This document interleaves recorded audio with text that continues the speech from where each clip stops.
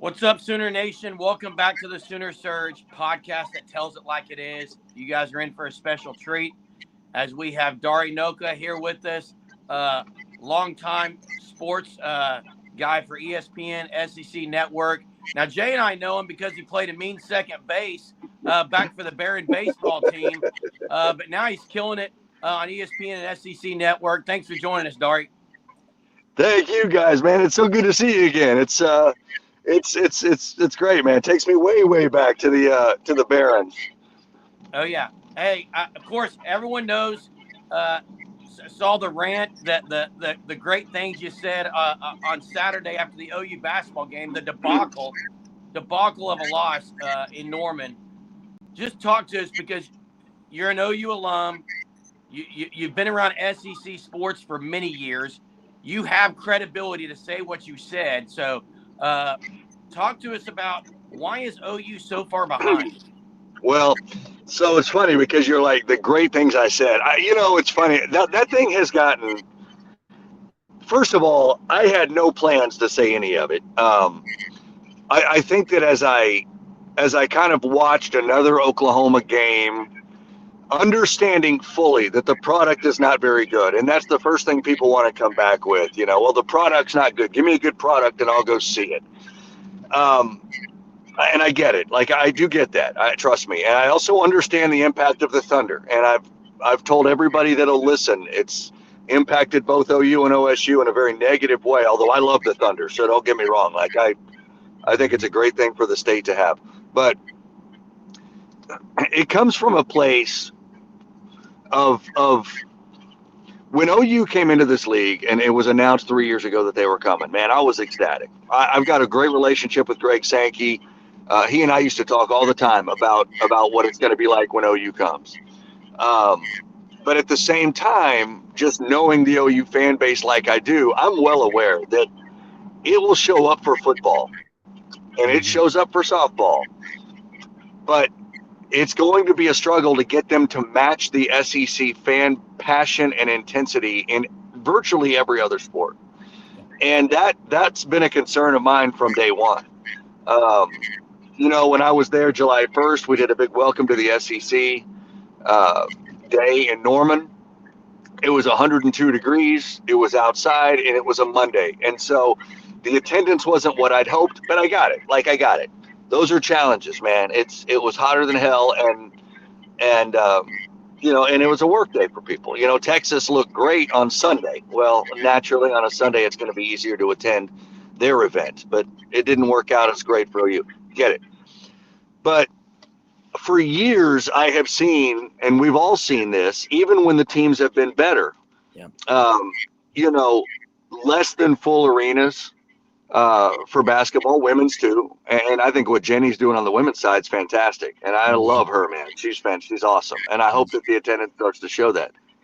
Baseball has been atrocious, and for good teams, guys. I was in Omaha in 2022, covering the Ole Miss Oklahoma College World Series Finals, and you could have heard a pin drop when Oklahoma did something positive, but it was deafening when Ole Miss did. I remember being up in the suite with Joe Castiglione and Zach Selman, associate AD at the time, and some others. Joe Harris was up there, the president. The governor of Nebraska was in there for much of that visit. And we're looking around, and we're seeing this sea of hotty-toddy blue and red and very little crimson. And it was disappointing to me. You see the attendance figures from this last weekend in baseball where, look, 830-something people were at OU's game. I get it, right? It was moved up a day. I mean, I get it to a degree. But that's pathetic. And it's kind of unfortunately, what I'm dreading in baseball season. These guys are going to go, OU is going to go play in Oxford, Mississippi in front of 18,000 people, in Starkville, Mississippi in front of 12,000, in Arkansas and Fayetteville in front of 10,000, and in Knoxville in a stadium that seats 7,000. And they'll have 7,200 there every day, standing room only. And while I don't expect a full house, I expect a lively house. I expect a place that's going to look damn good on television because all these other ones will. I expect a place that's going to be difficult to go in and play if you're a road team. Baseball, basketball, and it's dead. Like, yeah, they sucked on Saturday night. I'm not going to sit here and pretend they didn't. That was a horrific implosion. But do we not think that a lively crowd, even if you're only going to have 7,000 in that building, what if it's a lively 7,000? What if it's 7,000 that's not sitting on their hands? Do we not think that might have maybe forced one more LSU turnover? Maybe caused another missed free throw? Maybe made that 17-foot jumper a little bit more of a challenge if they're standing up yelling at the defense and they're rowdy? So I know it's been a long rant and I've gone 5 minutes on this answer, but it's kind of where Saturday's little rant came from. It has to be better. Like, it has to be better. If you think that every product that SEC fan bases are showing up for is a phenomenal product, they're not. But they still show up and they're loud. South Carolina hasn't won a conference game yet, but Wednesday night when they were home against Ole Miss, they had about 9,000 in the building, but damn, it was a loud 9,000. It was a rowdy 9,000. They're up in key moments. They're loud. They're making noise. I don't like the Lloyd Noble Center. I understand it needs a face. It doesn't need a facelift. It needs a tornado to come by when nobody's in it and take care of it for us. But they're still your university, your program, the guys that are playing hard wearing that school on its jersey. Go freaking support them, because it looks really, really crappy from afar. And people will say, well, Dari, you didn't go to the game. No, I live in Charlotte, North Carolina. Sorry, I'm not going to be able to get to that game. But I get back when I can get back. And I don't have to go, 45 minutes to get there, or 20 minutes to get there, or 10 minutes to get there. So there's a lot of obstacles, but at the same time, it's a fan base that needs to wake up, because this program has gone into, this is a different league, man. Literally, this is a different league. It's a different world. I don't want Oklahoma to be the laughing stock of this league because people don't care. I mean, how the hell do you not show up for a gymnastics program that's won however many national championships? Like, what are we doing? Yep. Make it look the part. Make them feel the part. Because, frankly, who the hell's going to want to go play for that program in, you name the sport, if it looks like that? It's props to the ones that go, but it's got to be better. Yeah, and hey, Dari, I know, you were a student back in the day where it wasn't great in football. It wasn't very good in basketball. Sampson had just come in. You had Schnellenberger there. Do you think, we talked about this on our live show, do you think, you go to these other arenas and everything in SEC, does it start with students? It feels like to me a lot of times at OU, the students don't care as much as they maybe once did. I don't know. It just seems like the raucousness has to start there, doesn't it? Probably. And we were terrible in football for the 4 years I was there. It was the worst 4-year stretch they've had. It was Gary Gibbs for a year, then Howard Schnellenberger for a year, and then I got the first 2 of John Blake. It was bad. But the students at the time did show up. Basketball games. It was the first 4 years of Kelvin Sampson. We were pretty good. We were a tournament team all 4 years, but we were one and done all 4 years. But there was a big Monday where we beat number 1 Kansas, and it was the best basketball atmosphere I was ever in Norman. We had a week where we played number 1 Kansas and then top 10 or 12 teams, Missouri and Oklahoma State. It was a Monday, Saturday, Monday, and they were 3 sellouts. It would sell out for Iowa State. It would sell out for K-State. It would sell out for Texas. We had a Mississippi State home game it was as rowdy as I remember. Like, the days are gone. Again, you blame the Thunder for some of it, fine. But, man, for a school and a fan base that gets as amped up as it does on social media, as amped up as it does in local radio, listening to podcasts like you guys, responding to criticism in a loud way, too many of those people are not showing up. I had a conversation with, I won't say who, but a very high up couple of people in the Oklahoma athletics department. And the overall feel is from many of people there that they want and demand championships and excellence, but at the cost of not really giving much. And I don't think they're really talking about financial support. I think that they're talking about showing up on a Tuesday night, a Wednesday night, a Saturday afternoon, and being loud and vocal and showing that atmosphere in person, and one that translates to television to where people that are watching are saying, damn, that looks like a fun place to go watch a game, because it looks like a dungeon, and it's disappointing. Yeah. Hey, what is the national? I mean, OU first year in the SEC, way underwhelming football and basketball. Nationally, because you're national. What is the perspective of OU? Is it? I know it's probably not a laughing stock yet, but is it pretty bad year one? That it's got, well, no, I mean, I think people look at it and they realize that it's got a ton of potential. The brand is good, the name is great, but what I think we're seeing, well, I know this from the people that I work with. Man, I thought the arena would look better. I thought they cared a little more. We know what it is in football, but man, there's a lot of programs that, what's Boise State's basketball arena look like? Probably not great, but in football they show up. We understand, like in the SEC, all 16 programs are going to show up for football. But what happens in basketball, women's basketball, baseball, softball, where OU's great? Nobody's knocking that attendance, that crowd. What's happening in gymnastics?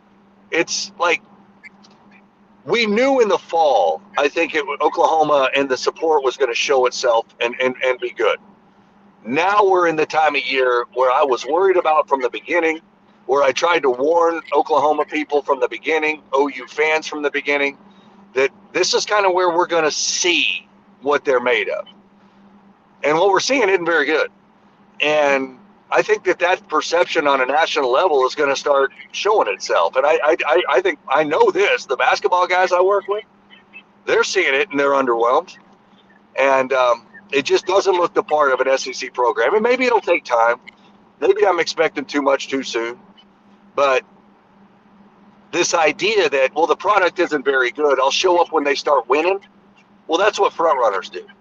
This isn't a league of front-running fan bases. This is a league of fan bases that show up, win, lose, or draw. In every sport. In every sport. I don't know if you guys have taken part and watched any of the SEC Network Friday Night Heights yet, gymnastics coverage.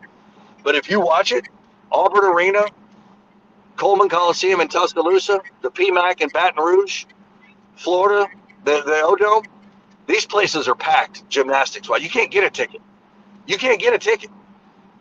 They don't have a multiple-time national champion with a Hall of Fame type head coach in KJ Kindler and athletes from around the country and the world that want to come be a part of this. Yet, what do you get? 4,000, 5,000 people in for a gymnastics meet, and you can hear a pin drop in that too? It isn't right. It isn't right. But look, I'm not going to tell people how to spend money. My job is just to tell people what it looks like. And it's not a great look. It's not a great look. And if you care about it, then do something about it, or don't. Or don't, and let that continue to be the narrative. I just hope it gets better, because it comes from a place of like pride and passion for the program and the university, and the colors and the name on the jersey. But like it probably comes across as me being critical, and I guess I am.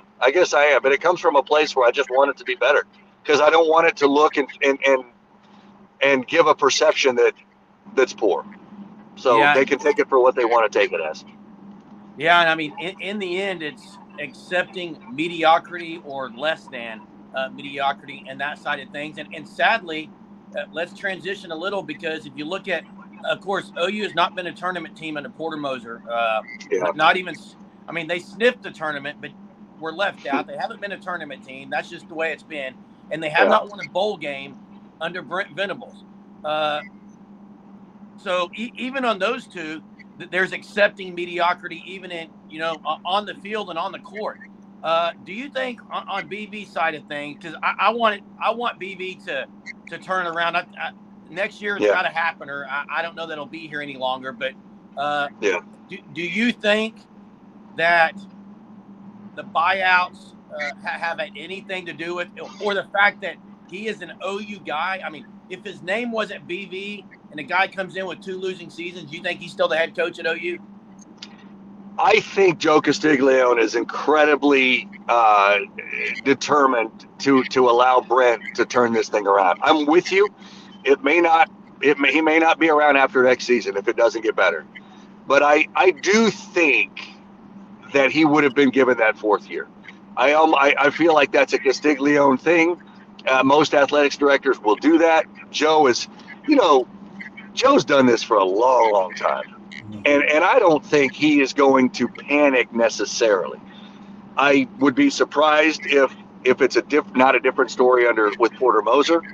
I do think that, this is an every year situation. I was in Charlotte watching Oklahoma and Michigan.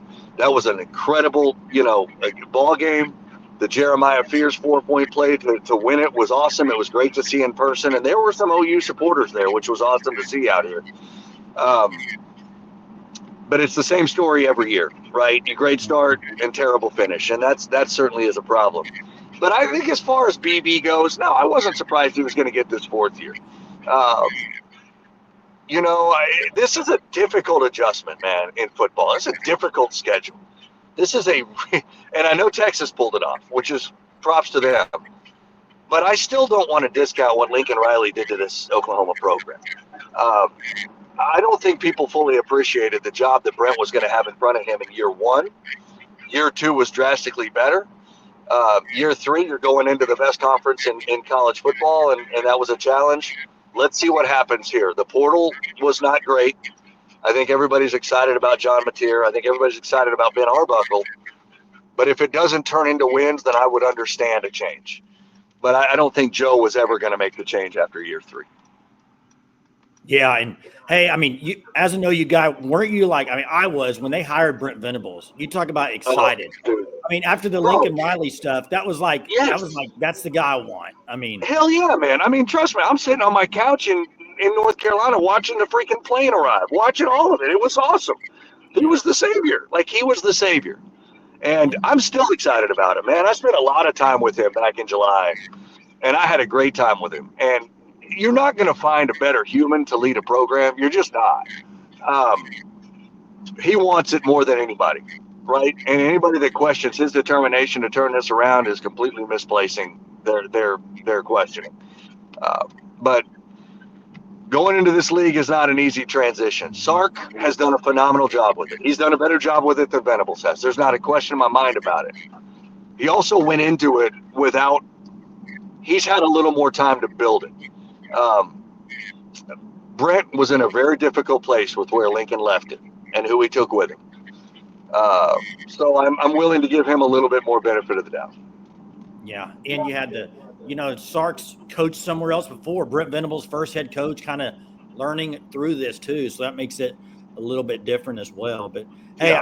I gotta ask you this before we close here, because I know you're a Thunder guy, and a lot of people on our live shows have asked this or said this. With OU being so bad in basketball and football, it better equal a Thunder championship. The Thunder this year, that's got to be the saving grace for this season, right? I mean, man, they are fun. God, they are fun, man. I watch their games here. They are. It's impossible not. I've got a lot of fans that are fans, or buddies that are fans of other teams that are also Thunder fans. It's funny. They just like watching them play.